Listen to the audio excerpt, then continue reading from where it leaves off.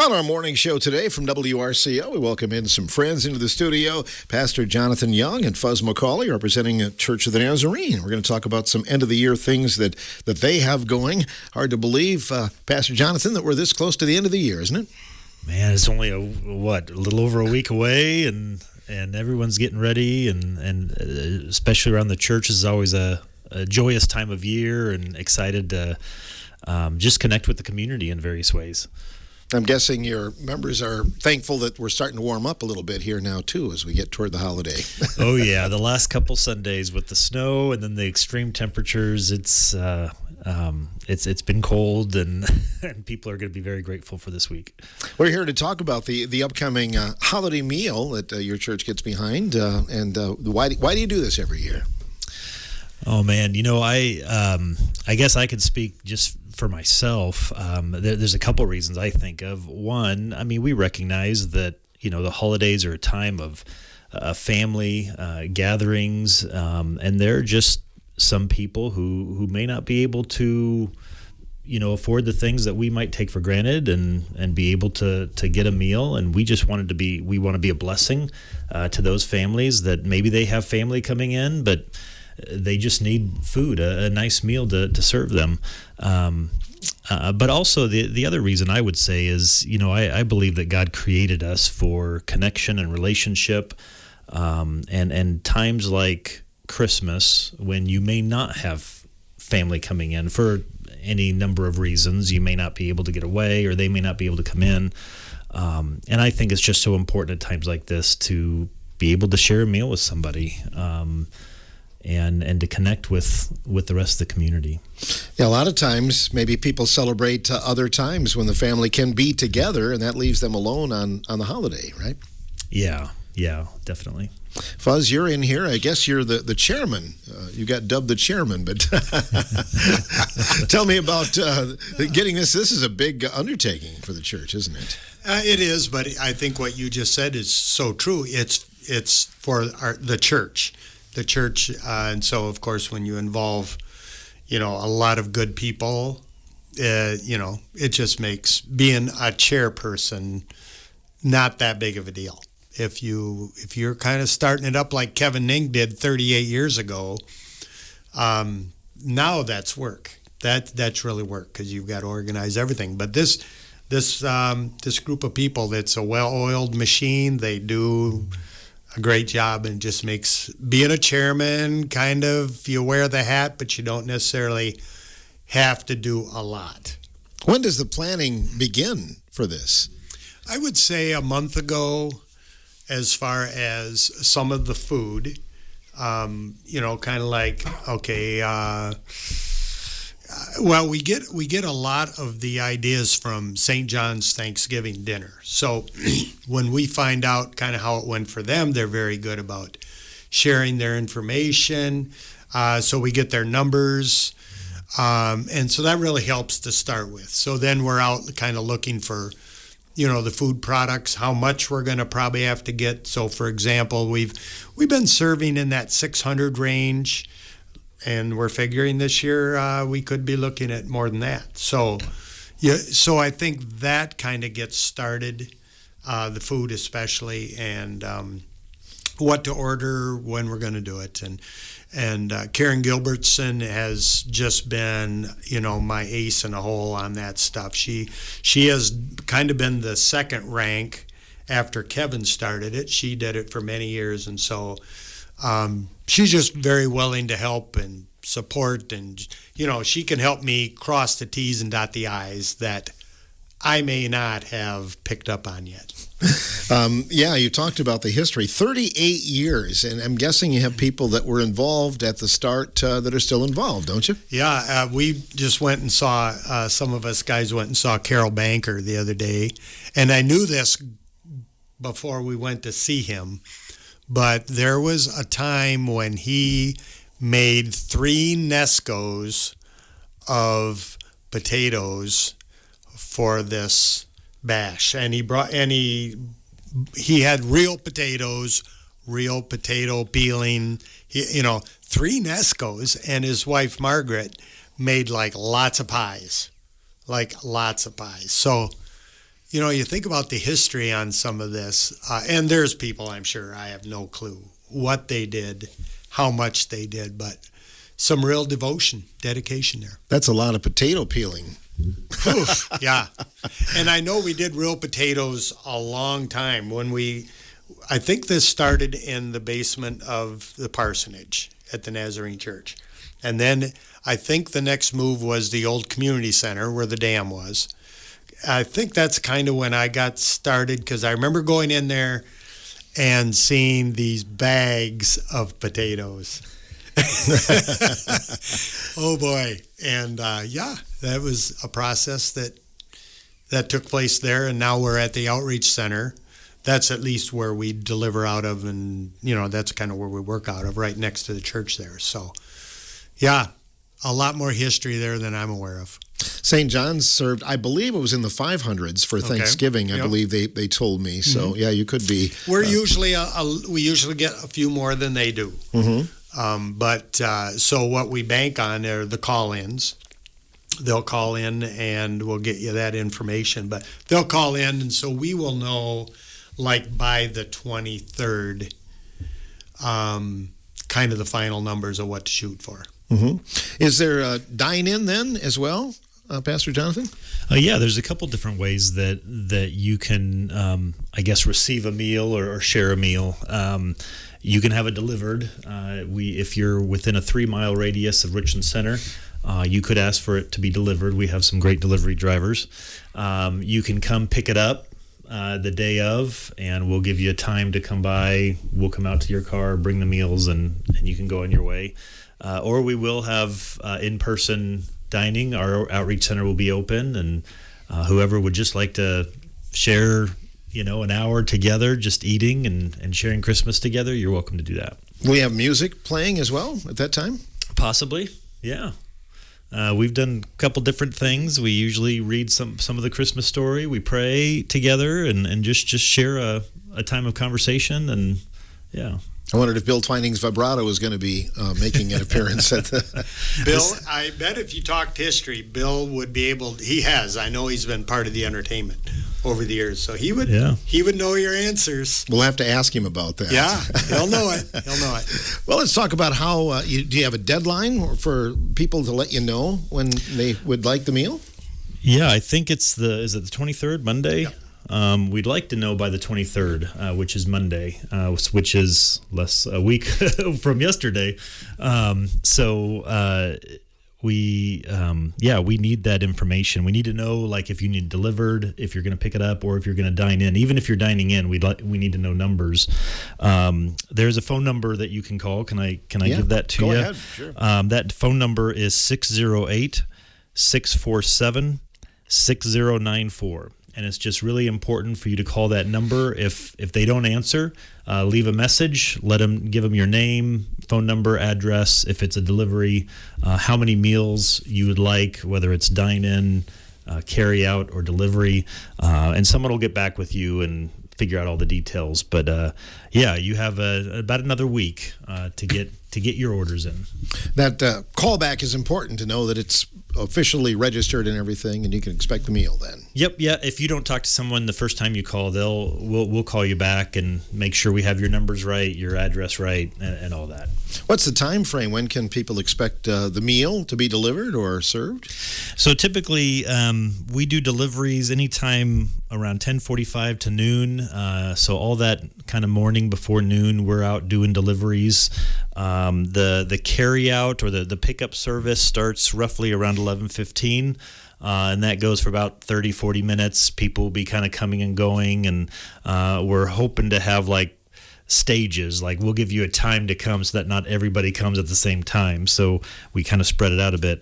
And then dine in, if you're dining in, that'll start at 12:15 that day. Once kind of the deliveries and the carry outs kind of get out of the way and our parking lot's free, you can start coming and parking, and dine in will start about 12:15. Fuzz, do you have your committee all figured out whose job description is what and who's going to deliver and all those kind of things? It's pretty much set up, and it again is, same people have been very diligent about doing this for many years. When I came on board as chairman, they told me what they do. So that's awesome that they do that, because they're very good at it. They're very conscientious, and so the number of people that help. This process kind of with food starts, as far as preparing and stuff, starts about like the 22nd. Like the teens will be coming in with some adult help. They'll be baking like lots of pies. There'll be youngsters from our, younger kids, and they'll be, stuffing bags with stuff that they can deal with there. Usually, of course, you get stuff out you got to thaw like the day before. Get out and pick up stuff that you've ordered. Almost everything is like around town here that you pick up. And so the actual cooking probably starts in around 6 a.m. So when it comes to who does what, they pretty much know what they do. And we do have some volunteers that come in and help. They've kind of done that for many years, and that's all great too. Are you looking for some, if somebody could help out? Well, I think what we like to do is, if somebody wants to volunteer to come in, let's say, and not necessarily do something in particular, but just come and help. We encourage that, but we also know that if things are kind of under control, we tell them, hey, just hang out, have a cup of coffee, hot chocolate, have some fellowship with everybody else that's there, because that is a big part of this is the fellowship. And so, and if you're there for only 20 minutes and you found out that you cut pies and put pies in pie containers and now we're all ready to go and looks like everything's set, and you leave, that's fine too. How do you work that around your family celebration, because you're giving up part of your Christmas day? Okay, well, I think like a lot of people anymore, Christmas isn't always on the 25th when it comes to your family. My children, for example, are coming in like this weekend, and so we'll celebrate this weekend. My mother is at Pine Valley and doing very well. But what we do there, they are just so awesome down there. Like, we can rent. You don't even pay rent, really. You ask for the activity center, and you can, all of our family, except a couple families, will all be there to do the noon thing or before noon thing. And then my wife and I and a couple others in our family go to church. We'll show up like 12:30 or so. And so you just kind of, and everybody knows it in your family. It's just like anybody else's family. They know when you've made plans when you're going to show up, and you just, this is something worthy enough. Our family feels that if some of us are later, that's fine. So you just kind of, juggle stuff around. Roll with the flow. Yeah, you do. Absolutely. Yeah, and that's part of the fun, is just making different arrangements and new traditions and old traditions. Absolutely. So what's on the menu? Well, what would you like, Phil? Well, if you're going to have a Christmas dinner, what would you like? I say a little ham, maybe. Okay. Well, I'm not going to tell you yes or no until little ham. You've gone through the whole batch, and I'll tell you what you're not going to get. Maybe. Mashed potatoes. Do you have sweet potatoes, maybe, or I'd like that too. Yeah. Maybe I'm not going to tell you much yet. Keep going. Green bean casserole, Ooh, that's good. And Sounds then good. maybe a little apple pie on the side. So how close did I come? You did real well. Cranberries, you can throw those in. Sure. Bread, you'll get a bun. Okay. And butter, that kind of thing. But turkey, ham, green beans is, I think, the veggie this year. Gravy, of course. Oh, yeah, I forgot about gravy. Of course, gravy. It's going to be turkey gravy. And, that's kind of, and what we also do is Pastor makes up a little spiritual little card that everybody gets. We know that the value of this is really all about what Christmas is about. Mm-hmm. The meal is the icing on the cake. And so every meal, whether it is delivered whether it is a pickup, whether it's dine-in. They get a little chunk of that Christmas story that is so special, of course, to us. Mm-hmm. That's what it's all about. Yeah. And do you write that or a different variation in it every year to put in the meal? Yeah, it's just a small little note that I write up every year. It's a little bit different. I try not to do the same thing every year, and it's like Fuzz said. It's just a way to remind people kind of the reason why we're doing this. It's all because Christ came to begin with, and showed His love to us, and so we want to share His love with others. So how does the church put this on? I mean, this is a big undertaking. Do you have donations and things? How does it work? Yeah, God has been very faithful to us. Now, this meal is free of charge. It is. We do not ask for anything. You do not have to pay for this meal. That being said, we do have a lot of generous donors. A lot of people that when they do come pick up their meal, they do donate something. We don't ask for it, but it seems like every year we get enough donations to almost cover the next year. I mean, the church puts in a little bit, but I mean, God's been very faithful with finances. It really hasn't been a financial burden just because of the faithfulness of the people and the donations that come in. Well, I'm glad somebody steps forward because it's such a need in the community, and every year we get calls here at the station. Who's putting that on this year, and it's always Church of the Nazarene. So I'm glad that you guys do that. That's quite an undertaking. Yeah.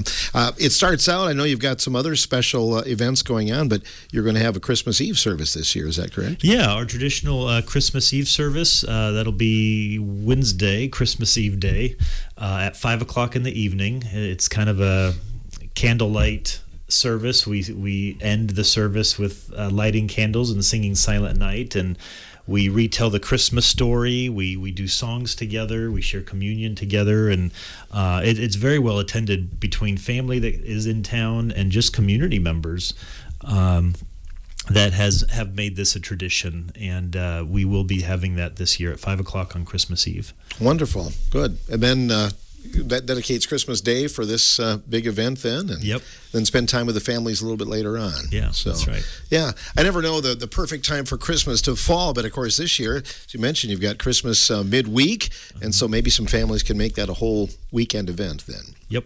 Absolutely. Your children's ministry, that's something that's going to be starting soon, is that correct? Yeah, we have a new pastor with us, our family life pastor, Pastor Tabitha Fisher, and she's been working hard, and we're excited to announce that after the first of the year, we will be starting up a kids ministry. It's called Rooted Kids, trying to get kids rooted in Scripture and in Christ, and so there's a couple different things during our morning service times. The children will be with us for the majority of the service, but then kind of right before the sermon, they'll go downstairs with Pastor Tabitha and kind of get their own message and crafts and all that. And then on Sunday nights at 6 o'clock, we invite any kids that are available and would like to come and just hear the gospel and have fun and do crafts, and so that'll start out the first of the year. So the 4th, I believe, is the first Sunday of the year, and that starts up then. What's the age group or the age demographic there you're looking for? Any elementary, so I'd say probably first grade through through 5th grade, and then our youth group also meets at 6 o'clock on Sunday nights, and that is typically 6th grade through senior of high school. So really, people of all ages can come, and we also have an adult Bible study that meets at 6. So you could bring your whole family. Kids could go off, teens can go off, and the adults can join us. So as you mentioned, some teens and some youth are going to help out. I think that's pretty important to get them, maybe kind of get them oriented toward giving in the real meaning of the Christmas season. Right, and I think that's a big part of what we as our church, and any church, wants to do, is that value of planting God's Word early in life. And of course, part of planting the Word is doing the Word as well. So we do have, younger kids that come in and do things for this dinner a couple days ahead. And then, like Pastor said, we have teens that'll come in with some adult help. do other things that they can do that doesn't have to be done, like the day of. Pies, we're talking like they'll do like 30 pies. My goodness. And, total, we're looking at like 70 kinds of, I'm going to say pies, but we kind of have gone into, sometimes that's a little tough. So we do some cake sometimes too. So some people bring some, cakes, and then we do that.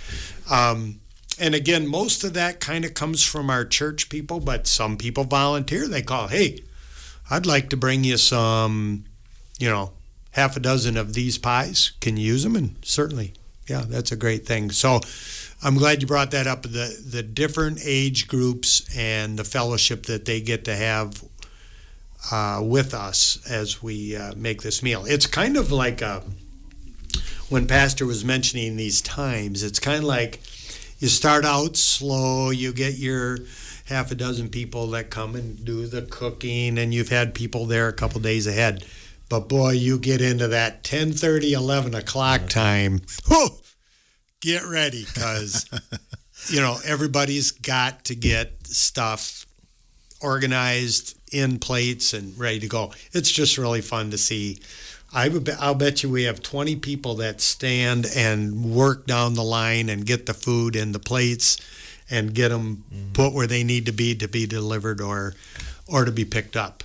It's an assembly line. Then. It is. It is. They just walk, and so then if you've got 4 Nescos, let's say, full of potatoes, you've got to have somebody ready to bring a new Nesco in, potatoes, and next thing you know, somebody needs beans, then, turkey, so yeah, it is really fun to see all of that happen. And you know what? When it comes to moving a Nesco full of potatoes anymore, you don't probably want to be in your 70s or 80s. So it's sure great to have some young muscle around to help, to do that. That's part of the fellowship. Where do you get all the equipment, the Nescos? Are those loaned, or does the church Well, own the some church too? has almost all of them, and as time has gone on, like the first year in 1987, they served 100 people. Okay, so do the math as you jump from 300 to 400 to 500. Well, you figure out, okay, we need a few more Nescos. So yeah, it's equipment that you have, that you've picked up, needed, that you've known to make it right. We do have a couple Nescos in the back. People bring, just in case. People can start calling now if they haven't already to get that in. What's the number again that they can register? It's 608, of course, 647-6094. And this person that takes those numbers has volunteered to do this for years. Can you imagine if you're talking 600 people, let's say, that's a lot of families. That's a lot of phone calls. So just that job alone is awesome. We're very happy this person does that. That's huge. And in terms of, I'm guessing you make extra, Jonathan. If somebody wants to stop by, maybe plans change and they have nowhere to go, they can stop by then and not be registered. The last couple years, we have come right. We've been scraping the pans. So if anybody stops by, if we have some extra food, you are more than welcome to stop by and have some food. But we do prioritize those that have called in. So it's very important to call in. And then the day of, if we have some food left over, then we can give that out. But yeah, I can't emphasize enough to make sure you call in before next Monday. Mm-hmm. So you can make plans and have the food already. Yep. And when does the cooking? I know Fuzz mentioned a day or so before, but somebody has to be there pretty early that morning to get things going, I'm sure. Yeah, they get there around 6, I think. Yeah, the coffee is on at 6. Yeah, yeah. And a few of the individuals come at 6 to do that. So. Well, we appreciate you doing that, and just a special thing for our community, and we wish you both the best of luck during this holiday season. What's your favorite Christmas hymn, by the way? I'll put you on the spot. My favorite Christmas hymn is "O Holy Night." Oh yeah, by far. Can't beat that. What about you, Fuzz? Joy to the World. Joy to the World. Yeah. I'm very impressed that you didn't say China Grove by the Doobie Brothers. So. I'm sure, Phil, your memory is way too good. Way too good. I just remember what people have requested over the years. Oh, yeah, those are two. You can't go wrong with those. Thanks a lot, guys, for coming in. And thank you for this service, Phil. Thank you for having us. No problem. You get this out. Thank you. Pastor Jonathan Young from the Church of the Nazarene and the chairman of this upcoming Christmas holiday meal, Fuzz McCauley, on this portion of the morning show.